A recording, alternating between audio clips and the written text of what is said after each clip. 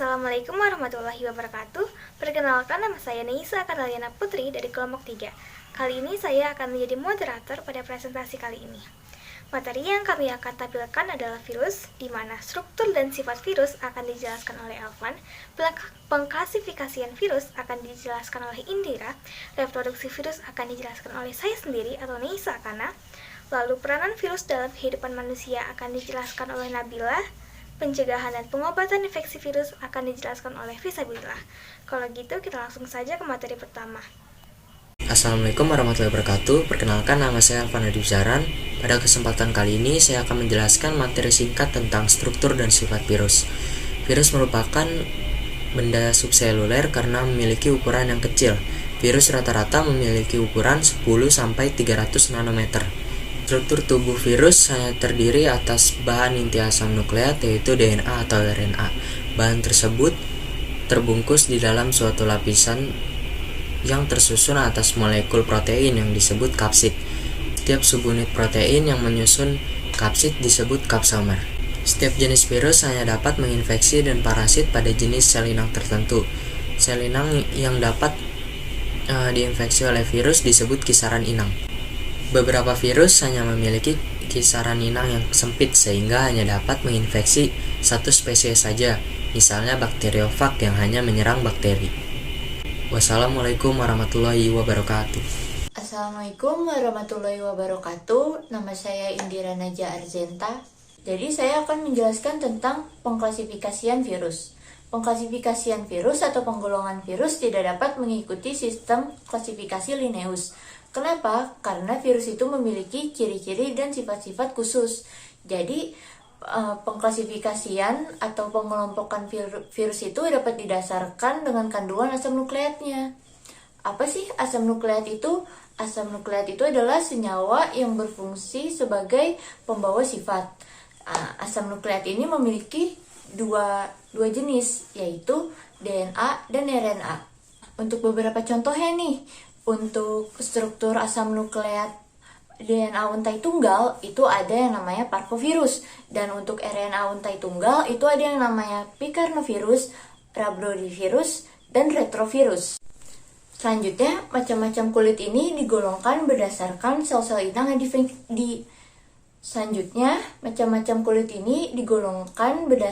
sel inang yang diinfeksinya.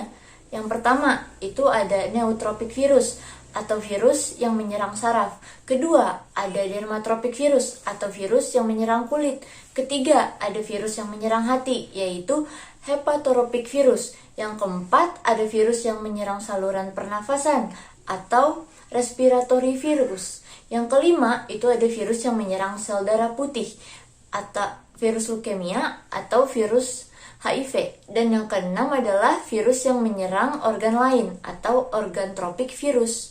Sekian. Oke, baiklah, selanjutnya saya akan menjelaskan tentang materi reproduksi virus. Virus merupakan parasit intraseluler yang menggunakan peralatan sel inang yang hidup untuk bereproduksi.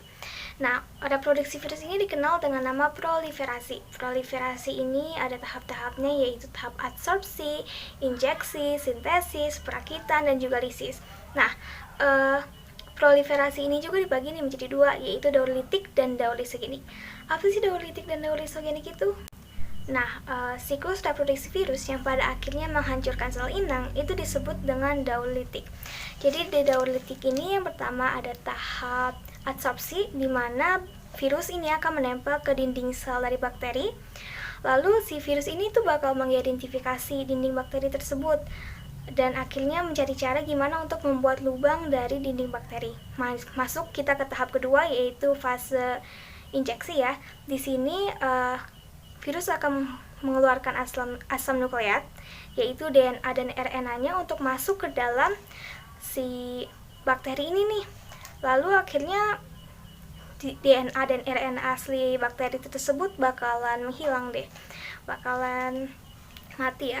Lalu yang ketiga ini ada yang namanya sintesis. Sintesis ini dimana virus ini tuh bakalan mereplikasikan diri mereka sebanyak-banyaknya. Tapi tuh di sini mereka masih mereplikasikannya tuh sesuai bagian-bagian tubuh, misalkan ekor, lalu ada tangan dan juga kaki. Jadi nggak sesuai yang berurutan dan belum berakit. Nah, baru nih di fase keempat perakitan, di mana virus-virus bakal berakit diri mereka sendiri akan menjadi satu kesatuan yang utuh ya, ekor dan tangan dan kepala bakalan disatuin tuh. Dan akhirnya masuk ke dalam fase 5 yaitu lisis, di mana virus-virus ini bakalan keluar dari pecah ya dari membran si bakteri tersebut, dan virus-virus ini tuh siap untuk menginfeksi bakteri-bakteri lain. Nah, yang kedua itu ada daur lisogenik. Nah, di daur lisogenik ini tuh bedanya kalau misalkan tadi tuh habis adsorpsi, ketika fase daur litik ini kan bakalan itu ya menghancurkan DNA dan RNA asli si bakteri. Nah, kalau misalkan di daur lisogenik ini si DNA virus sama DNA bakteri bakalan menggabung tuh menjadi satu. Nah, pada tahap ini kan udah bergabung tuh ya. Nah, ketika sel bakteri membelah menjadi dua, maka nanti DNA dari virus akan mengalami pertambahan dan bertambah menjadi banyak. Dari siklus lisogenik bisa balik lagi ke siklus penetrasi, yaitu pembuahan. Nah, apa sih yang membedakan litik dan lisogenik? Di siklus litik ini, sel inang pecah. Sedangkan di siklus lisogenik, sel inang itu nggak pecah. Sekian dari materi reproduksi virus yang saya berikan. Saya akan lanjutkan kepada Nabila. Kepada Nabila dipersilahkan. Assalamualaikum warahmatullahi wabarakatuh. Saya Nabila Pandi. Saya mau menjelaskan peran virus bagi kehidupan manusia. Virus sangat ditakuti yang bersifat patogen. Tetapi virus juga dimanfaatkan bagi manusia. 1. Manfaat virus bagi manusia. A. Memproduksi vaksin. Jika seseorang diberi vaksin, maka seseorang itu akan memiliki antibodi. B. Memproduksi interferon. A. Protein kecil yang dihasilkan oleh sel normal melalui rekayasa genetik.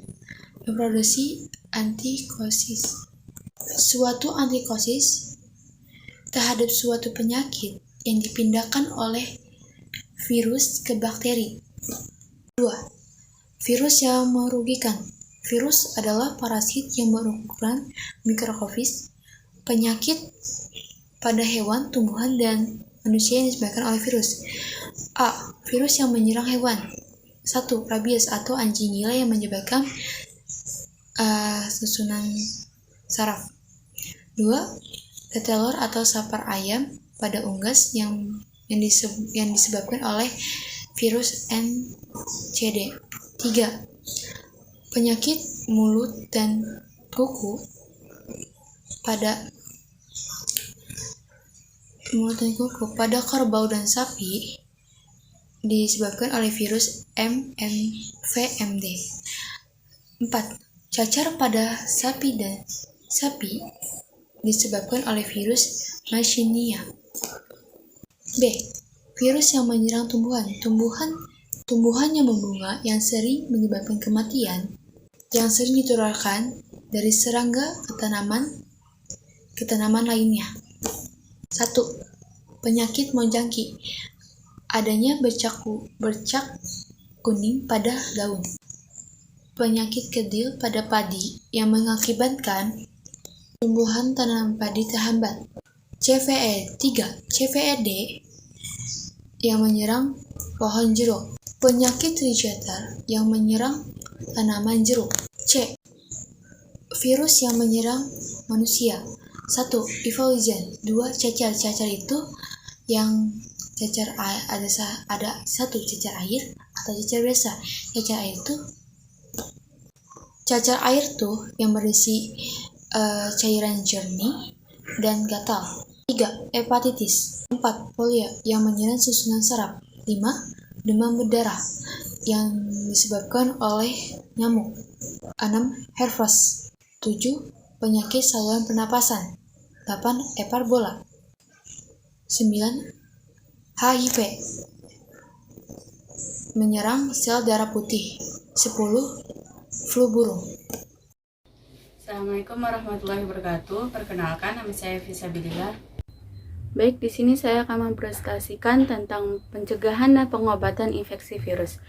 Penyakit infeksi adalah penyakit yang disebabkan oleh jamur, bakteri, parasit, dan juga virus. Gejala-gejala yang muncul sangat bervariasi tergantung organ yang terkena, antara lain seperti batuk, demam, pilek, mual dan muntah, diare, dan lain-lain.